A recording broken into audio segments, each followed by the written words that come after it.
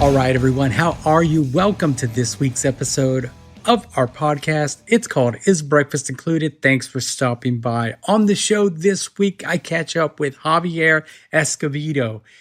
Javier and I talk about everything, man. His upbringing in San Diego, the Zeros, and the influence and effect they had on the LA punk scene, his solo music, his brother Alejandro. We talk about it all. Talks about what he's doing now and what he has coming up. Plus, we get into a little bit of a family talk. It was a lot of fun talking with Javier. I've been a big fan for a long time. Let's check it out. Tell everyone who you are. My name is Javier Escovedo. You might know me from the Zeros, the True Believers, or my solo records. Right on, man. Good to meet you, man, and good to have you on the show. Thank you. Thanks for having me. Of course, man. Of course, before we get started, I'll get this out of the way. Your musical family tree is very impressive. I mean, your brother Alejandro, your brothers, played with Santana, and of course your niece, Sheila E. Yeah. I'm proud of everyone. It's been cool growing up in this family. Yeah. I got exposed to a lot of great music and the lifestyle of being a musician and stuff. So I kind of just grew into it. Yeah. And it was just a part of our family. So it wasn't like out of the norm that everyone played or everyone was a musician. No, I think that's why I had my parents weren't shocked that I was a musician, right. Or they weren't opposed to the idea because, Pete and Coke and Sheila. And so I think they made it a lot easier. And for me, I learned a lot just by being around them. Yeah. Right on. How early did you start playing? Live, I started playing in 1977. That's when you started playing. How early did you pick up the guitar? Oh, I was probably about 14 or so. Yeah. Right around there. Yeah. And who were you listening to at the time? Like, who are the cats that you just would stand in front of the mirror and pretend you were? Well, I guess I would listen to anything that was on the radio, or, I didn't have a huge record collection or anything, just what was popular at the time, anything like, the concert for Bangladesh, I went to go see it. You know what I mean? Yeah. Woodstock and any exposure that was, and it was mostly mainstream stuff. But I really liked Jeff Beck. He was like my first guy I focused on. Yeah. And I got to see him at Hollywood Palladium. It was pretty cool. And then the next one was Mick Ronson, who I got to see also at Long Beach Arena. But and then it was Johnny Thunders all the way, nonstop. There was no looking back after him, right? Yeah, those are the guys. Right on, man. So you said you started playing live in 1977. Was that with the Zeros? Yes, it was. Our first show was at a place they called the Punk Palace. I think it was like a small drama theater that they rented out. And then the next show was at the Whiskey. So I was pretty excited about that because that was my main goal at the time, was to play the Whiskey, because Iggy and the New York Dolls played there. Right on. And yeah, and I mean, even to this day, the Whiskey is like, oh yeah. Yeah. And I've only been there. I never got to play there when I was younger, but I've been there. Does that count? Yeah, that counts. um, yeah, so I was super excited to get to play there, and it was our second gig. Yeah. So we just kind of like happened into it, punk rock, and things just started going, you know, for us. One gig led to another, led to another, led to our singles coming out and stuff like that. And yeah, and you guys, the Zeros really made they kind of when you guys hit the scene, it just kind of you happened, like the band just Yeah, picked up steam from there. Um, and you just said something like punk rock. You guys had a sound about you that was very melodic at the same time. yeah. Um, we had some advantages because I had formed a band before the Zeros that was called the Main Street Brats, and we never got out of my trailer in my backyard. But I did start writing songs and practicing, and so it was like our second band in a way. Um, so we were kind of up and running when the call came down from Paul Collins, do you want to play in Hollywood? A lot of the bands like formed after the NBC punk rock special, but Uh-huh. we were already going. So I think that was we were ready, Yeah. so that was really cool the way the timing went. And what was the LA punk scene like around that time? It was just it was small, it was growing day by day. um you know i uh I sort of studied everything I could read about um the music industry in LA, and I read Robert Hilburn every chance I could get, and whatever, anything, about LA. So like I went to go see Van Halen, because I heard that they were like a really great new punk band. I went to go see them at the Whiskey, Yeah. and I was like, this is like Black Oak, Arkansas, But I was just really interested in always trying to find out what was going on and reading magazines. So I knew about Kim Fowley, I knew about Greg Shaw, and anybody in the scene. Like I already knew them, Yeah. who they were, and so it was a very small scene, but everybody there was important. Yeah, yeah. And who were some of the cats? Who were some of the bands that you kind of ran around with at that time? The Dills were very important to us. They were up the road in Carlsbad, and my brother Alejandro told me I should, you know, introduce myself to the Dills because they lived so close. And I did, and we used to go up to LA together sometimes. And then we started playing shows together once it started, kicking off. And the other bands were like the Weirdos. Um, we played a lot with the Weirdos. Devo, we played like 4 nights with them at the Starwood. They were really cool to us. They liked us a lot, and they liked my songs and stuff. And they gave me some encouragement. It was pretty cool because I was a lot younger than most most any other band really. We were always the youngest people in the room. Yeah. Um, so we had to, figure out what was going on really quickly. But we loved them, the Weirdos, the Dills, the Screamers, Devo. Um, I don't know. There's tons of them. Yeah. One thing I found out about you guys a little bit about when I was researching is once you guys hit the scene, uh, publications, everyone started calling you guys the Mexican Ramones. But I feel like listening to it, you guys sounded nothing like the Ramones. You were more of in the true punk rock band, you know.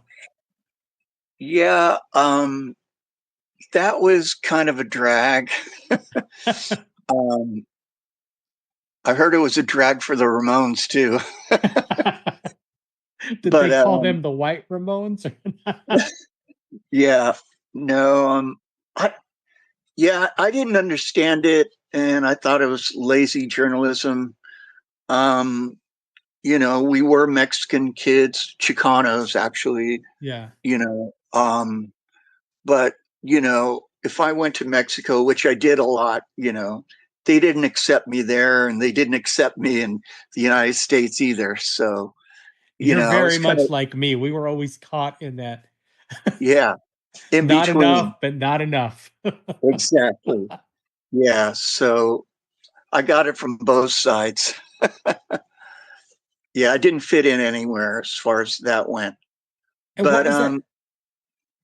Go ahead. I'm sorry. yeah, they started calling us that, and it just caught on. And what was that like, man, in the late '70s, being a Chicano band, four Chicanos from I believe Chula Vista, correct? Yes. And coming up to LA, and at the time, mid '70s, not so politically correct. What was it like? Four Chicanos coming in, jumping in, this scene. Well, you know, I never really thought about it that much. Um, I grew up mostly in Huntington Beach, and there was maybe one other Mexican kid in my class. Um, Everybody else, it was like the Brady Bunch. That's how I grew up. So I didn't grow up in a barrio or in Mexico. So I didn't really put a lot of emphasis on it. It didn't it didn't really matter to me. I just kind of loved rock and roll, and I loved Lou Reed and the Velvet Underground and the New York Dolls, Yeah. and I figured out I could write songs, and I tried really hard to write songs, and then play them in a band. And like I said, it just took off. So I didn't really have time to like ponder what it was like. We just did it. You just were all about the music. Yeah, we just did it.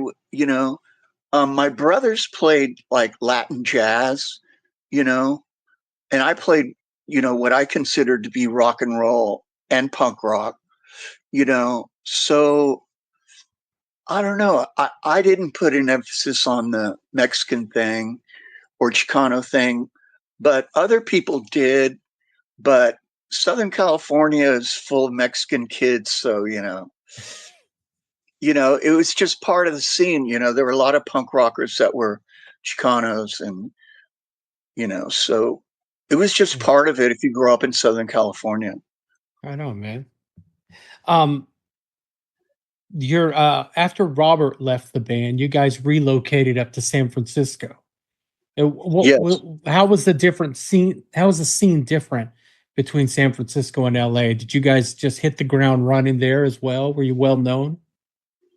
Um, we were already known before we moved up there, and we had a manager that we did a show where it was the Avengers, the Dills, and the Zeros, and he wanted to present us like in that light, like we were on equal footing as those bands. And we already knew everybody. I really liked San Francisco a lot. I liked going up there. And LA was kind of goofy, um, like a lot of the bands were kind of joke, like everything was funny.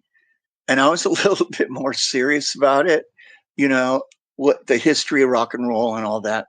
Yeah. So I took it more seriously. So I didn't really want to be a part of LA scene. I mean, there are great bands there, and there are people that did take it seriously. But I don't know. We knew a lot of people up there, and we just wanted to play up there, and we moved up there. You know. And you pretty much you dug it while you were there. Oh yeah, I loved it. Right on. I loved it. I thought my brother was going to be there, but he moved like as soon as I got there. But you know, we started playing, and we did pretty well.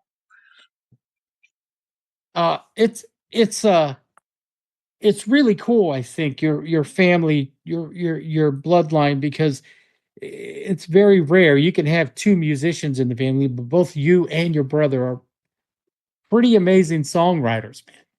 You know, and you do your own thing, but you kind of hear it. You know, how does that feel to you? Do you guys? Is there a competitiveness with you and your brother? With Alejandro, Yeah, or has there ever uh, been? um, um, well, uh, I don't feel a competitiveness with Alejandro. Um, I'm kind of more competitive with, you know, the New York Dolls, Alice Cooper, Roxy Yeah, Music, the Velvet Underground. I think about those bands. I don't really think about Alejandro's records. yeah, You know, I played in a band with him, you know, so I sort of know where he's coming from. I can't learn anything by listening to him, really. okay, That's the way I look at it. So I'm not really interested in a lot of musicians' records. You know, I have a very tunnel vision about what I want to listen to, and I don't listen to a lot of bands. I didn't buy a lot of records. yeah, I just kind of focus on certain things, and that's it for me. yeah. You're not out there trying to reinvent the wheel. You're just No, um, no, I just want to be a spoke on the wheel. it's funny, those bands you mentioned, man. That's who I hear when I listen to your solo albums, especially. You know, when I listen to your solo albums, they're that those are the bands that I hear you want to line up with. Like you could throw Good. you on the lineup with those bands and you fit right in and it's different, but it's it fits right in. It's in the same wheelhouse. Yeah, I mean, you know, I'm not ashamed of my influences. You know, I just love that music. And, you know, if I'm writing a song and it sounds too much like somebody, I'll just stop. You know, I'll drop it and go on to something else, you know, because I don't want to copy anybody. But, you know, Mark Bolan was influenced by Eddie Cochran, you know, it just goes on and on. And, you Yeah. know, I like that actually. Yeah. I have a pet peeve where, like you said, everyone's influenced by someone, but I have a pet peeve when musicians are like, no, I don't, they're not in it, but you clearly hear that influence. Maybe it wasn't them directly who influenced, maybe it was someone who was influenced by them. But but then also I'm kind of a disruptor. I'll call you out. Like, no, no, no, you ripped that off. Yeah, that's fine too. Yeah. You know, But no, but someone turned me on to your solo albums a while back, and like I said, man, I what your music, especially City Lights, that's the album somebody turned me on to probably about 4 or 5 years ago, and it's one of those things where you get mad at yourself because you're like, why didn't I hear this then? Like, why am I just hearing about this? I think it yeah, was in Tonight Is Going to Be Better. You have a line that's yesterday. I should have played it loud. Toss some picks in the crowd. Like those lyrics are, to me, those are fucking rock and roll, man. thank you. Um, yeah, well, you're not the only one that didn't hear about it. Well, they're Unfortunately. they're great albums. Those, Thank you you. you deserve your props for that. Why did you relocate to Austin from San Francisco? From San Francisco, I moved to San Diego. Uh-huh. Um, and I lived with my parents for a little while, and then I moved to Los Angeles. I lived in Hollywood for a while, and then Alejandro um, came through with Rank and File, and he asked me to join him to start a band in Austin. So, in my infinite wisdom, I did it. Yeah. Did you enjoy that, man, playing with your brother in a band? Um, I don't want to start a family argument here. no, brothers are competitive and whatever. Sometimes it was great, sometimes it wasn't, but I had a lot of fun in Austin, and we became sort of a big draw in Austin. So I had a lot of fun, we played a lot of big shows, and I really liked Austin. It was really cool. I went to go see the Fabulous Tevers and, all those guys. And I don't know, it was different, it's different than LA or San Francisco because of the blues, um, stuff. And I wish I would have gone to see more blues bands, but I did a little bit. And, country, Billy Joe Shaver, that was the first show I went to go see when I got there, Really? you know. Yeah. So, you know, it had all these different little aspects about it that I really appreciated. Yeah. You want to know Billy Joe Shaver, my hometown is his hometown. Oh And yeah, so you hear about him, he's like this legend growing up. Billy Joe Shaver, Lefty Frizzell. That's who you hear about growing up. And it wasn't until years later when I started in this business, I started working for an artist out of Texas. And the first show that I worked for them, Billy was the opening act. And I went up and said hi to him and I introduced myself, told him I loved his music and his songs. And he hugged me. And every time after that he saw me, he treated me like a family member. He's such a that great is guy. so cool. Yeah. Yeah, I met him in Austin, and I talked to him one time when they were playing in Hollywood at the Sugar Shack. Yeah, his songwriting is just so amazing. Yeah. You know, um, yeah, I was in rehab with his son. Eddie? Yeah, that was really sad. Yeah. Um, you know, it was unfortunate. Yeah. Eddie was a Um, hell of a guitar player too, man. yeah, he was And an that amazing that guitar player. chemistry him and his father had was just that was some of the best work they've done. Yeah. Like I say, that was the first show I went to, and I was just blown away by both the songs and the guitar playing. Yeah. And, Austin has plenty of rad guitar players, Yeah. so that was Few good too for me many. too. Yeah, because I'm always into guitar and guitar tones and amps and guitars, Yeah. so that was really cool for me to live there. I didn't have an amp when I moved there, and I got loaned an amp, and the guy told me that the last person he loaned it to was Rocky Erickson. So I was just like, wow, this is cool.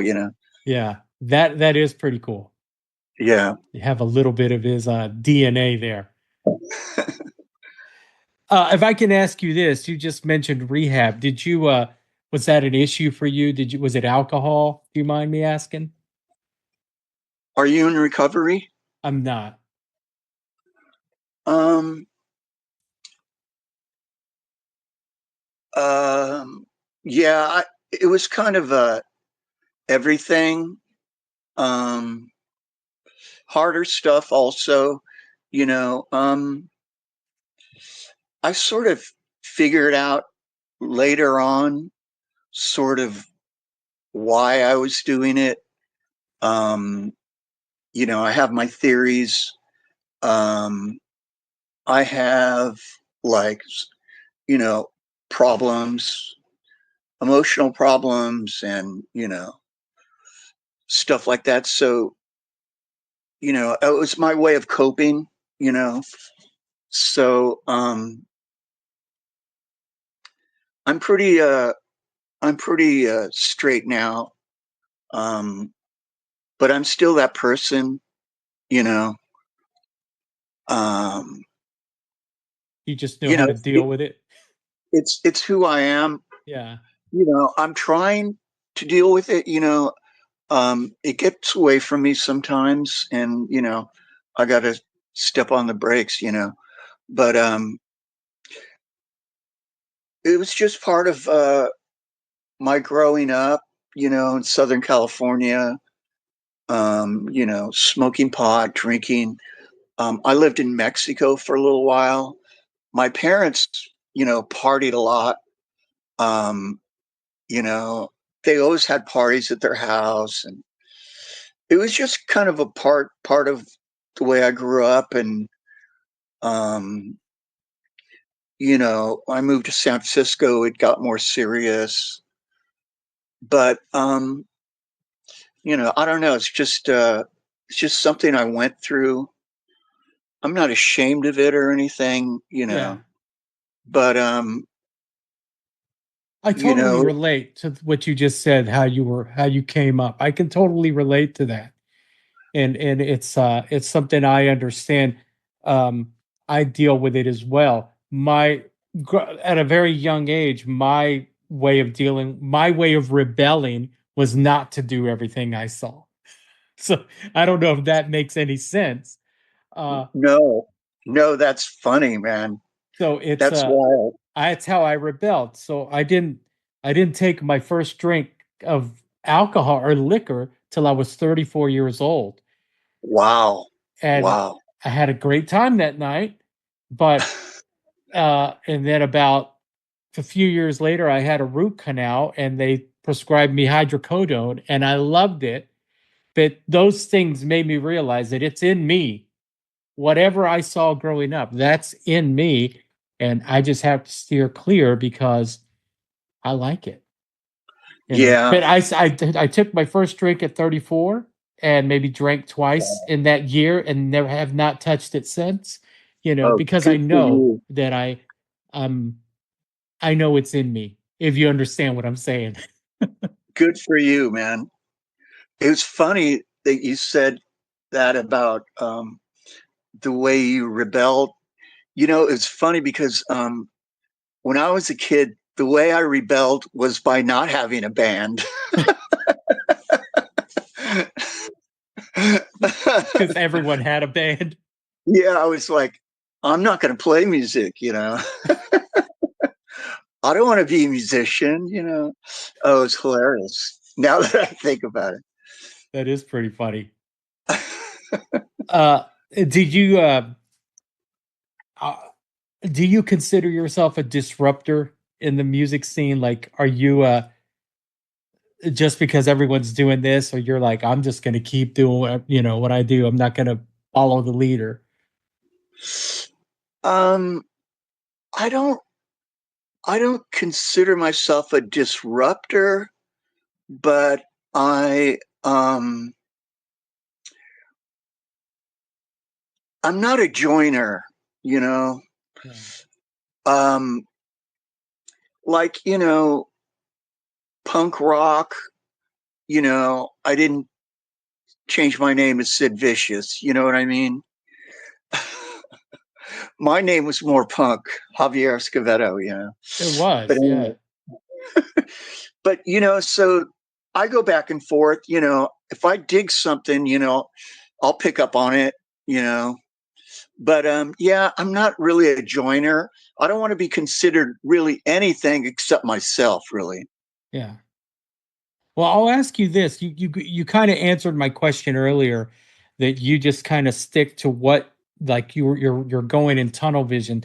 But do you have a take on music today? Like, there's a lot of bands when I listen to the Zeros stuff, when I listen to your solo stuff, um, especially the Zeros, I hear a lot of these bands early I guess like early Ryan Adams. Like I hear what you were doing and hear what they did, and it's kind of the same thing, but they're just, you know, do you dig those kind of bands that kind of picked up from that early punk scene but made it like this alt punk? Yeah, I mean, I liked Ryan's Whiskey Town records. I thought they were great, you know. Um, I mean, I like, you know, kids that come up and, you know, I consider myself very lucky. A lot of people have mentioned the Zeros and stuff, and we get treated really well and, you know, reverently, you know, and it's uncomfortable, but it's a lot of fun and it's flattering, you know. But I don't have anything against younger musicians that want to do, you know, something similar at all. Yeah. I think it's great. I think every generation should have bands like that. Yeah, that are, yeah. Just talking to you, I've watched a lot of live videos of you. And you guys, we're going to get to this. The Zeros just did a little tour, yeah, back in March. Um, well, yeah, we've been playing around California a lot, and we went out to the East Coast and played 3 shows Yeah. um, just recently. It was really cool. We played in New York City. Yeah, I saw that a day late. I Yeah. live in New Oh, Jersey. I really? saw that a day late. And I couldn't make it out to your Jersey show. But I've watched videos of you play, man, and you're just into it. You do your thing. But in talking to you right now, you seem very introverted. Like, Yeah, does a that's different person come out on stage? people have that observation about me. I, I I am very introverted. I mean, really introverted.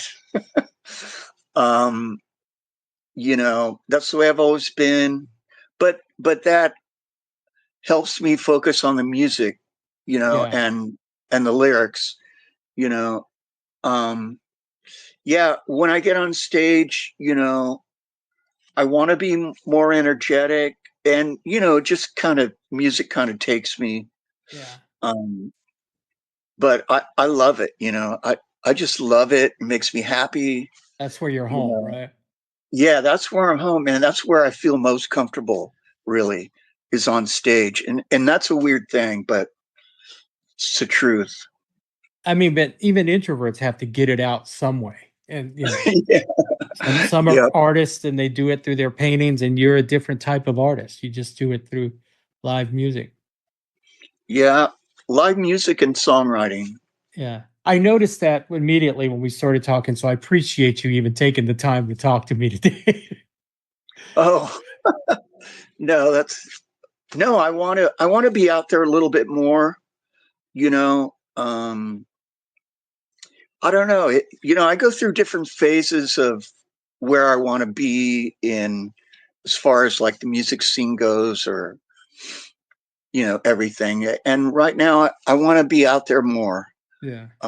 So I'm going to make an effort. Yeah. These recent shows you did on the East Coast with the Zeros, was it the original lineup? No, it was not. We have Shane Grass on bass and Dave Garman on guitar, and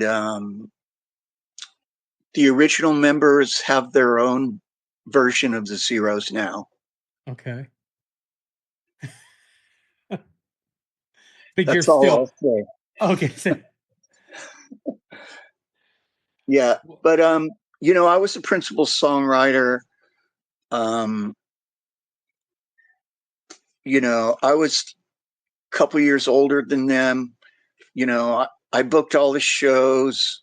I drove us. You know, I booked the recordings, I pretty much made the records, you know what I mean? So, I don't mind that they have a version of the Zeros. The only thing I don't like is that they're playing all of my songs, but, Yeah. I can't do anything about that. But it's kind of weird to have a band where you're called the Zeros, but most of your songs are written by somebody else. Right. But, I don't, That's a CCR situation, right? oh, totally. And, you know, yeah, I thought about that. I was like, I feel so much like John Fogerty. But anyway, yeah, it's all good, man. Anyone can do whatever they want, and I'm gonna do what I'm gonna do. Yeah. Well, what's your choice of gear? What does Javier like to play through? Oh, um, pretty much it's got to be a P90 pickup on a solid body guitar and a Fender amp. I finally discovered that that's what I should have been playing the whole time. I played Marshalls a lot, and I do like Marshalls a lot. But I have a Fender amp, um, Hot Rod Lincoln or something like that. you know, I'm not a nerd about guitar stuff, but I know what I like and I know what I want to hear. You know, so I wish I knew more about it. You know, I read an interview with like who's that guy from Boston, and he's Tom talking about Schultz. Tom Schultz, and he's talking about like sound waves, Man. and yeah, he's like an engineer.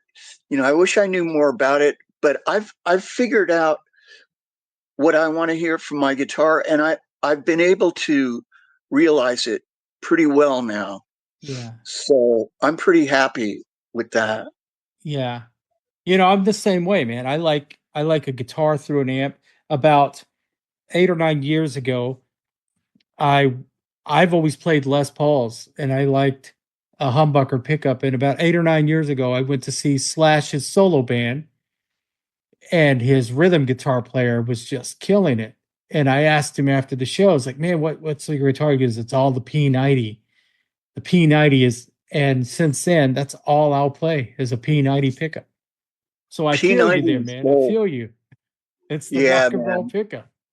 Yeah, I don't know if I mean if you don't know about it, you don't know about it. But I think once you do, it's just like you're just in love with that sound. It's Yeah. so live and like it feels more real than a humbucker to me. Yeah. Like, you know, but And I don't know if that's you do this. I do a lot of tones with my tone knob. That's where the tone knob really comes into play, is with a P90. yeah, yeah.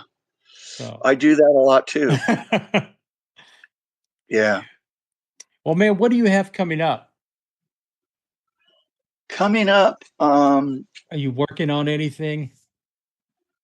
well, I have a solo record that I'm working on that I've been working on for many, many years. Um, and it's actually almost ready, you know. So I have a couple things online. Um, I'll send you my link tree, and I have some newer tracks that are up here and there. But yeah, I want to get a new record out. I want to tour as much as I can. The Zeros, we have recorded a record also, and I don't know what's stopping us from finishing it, but probably money. But we're working on that, and we're real happy with it. Bob and I are really happy with it and proud of it. So can't wait to get that out and tour more with the Zeros. So Baba's still your drummer. Baba's the drummer, yeah. Okay. Well, right on, The man. Baba beat. And my best friend, you know, he helped me a lot with the zeros, um, as far as like emotional support and just being on my team. You know, I don't know how to explain it, but you know, he's just the sweetest guy, and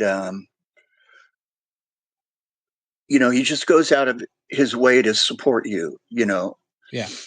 and you know, we both get along. We both like the same stuff. You know, and mostly about rock and roll. You know, and the Dolls and Johnny Thunders and Jerry Nolan. You know, so it's really cool. I'm very happy about that. Right on, man. That makes me happy too. Uh, where can people find you online? Um, I'm on Facebook.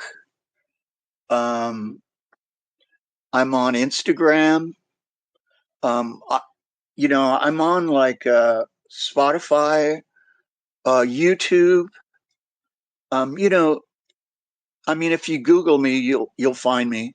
Yeah. Okay. Um, but yeah, I want to start doing more. I'm gonna start recording some acoustic stuff and put it on YouTube.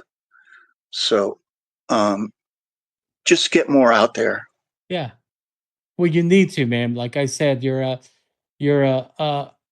I hate to say the word, use the word hidden, but you're like a hidden gem. You know, I'm very thankful to Sid for connecting us. Thank you. Yeah. Last question. Yeah. Our podcast, it's called "Is Breakfast Included?" And if we were having breakfast, Javier, what would you have? Oh man. This is the most important one, man. Well, I'm going to put your listeners to sleep right now. Yogurt and sunflower seeds. Hey, I'm just being honest. hey, man. I, I have a really weird thing about food. Um,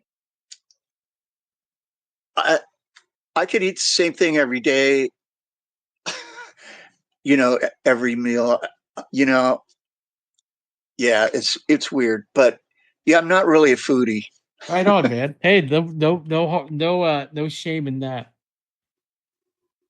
Well, brother, I just want to say, man, it's an honor and a pleasure talking to you today. Like I said, I was introduced to your music.